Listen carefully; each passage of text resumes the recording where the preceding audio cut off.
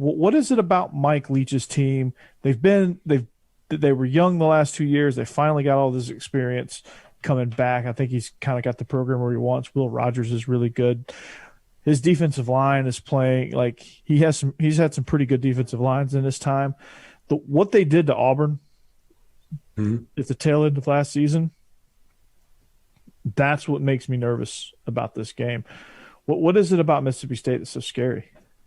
The experience and the senior leadership that is kind of coming back, because year 3 typically is a Mike Leach thing. We make that comment all the time, but it happened at Washington State. It happened at Texas Tech. It's a real thing. But the reason I think that is because there's juniors and seniors all over the roster. If you look at the 2 deep, it's almost all juniors and seniors. Yeah, he tears it down. Yeah, he tears it down in his first year, and then kind of has a core group and just kind of builds them up. Now, the one thing I want to see from Mike Leach this year, and the thing that I think that'll make him more competitive in the Southeastern Conference, is a more varied run game.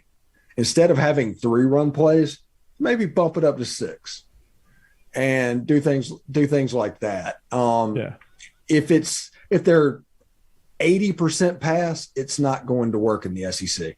They're just going to drop HU all day long. They're going to get to your quarterback eventually, because they did lose on Charles Cross to the NFL draft, and that's a replace. That's a hard replace for them. But they have good backs: Jaquavius Marks, Dylan Johnson, to go with Will Rogers.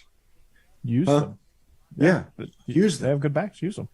And their weak point is probably the wide receiver position. Now you have Jaden Wally. You have what's his name? Austin Williams. I wanted to call him Ashton. Austin Williams. But I want to see who transfers in, who's going to be the transfer that comes in and makes an impact.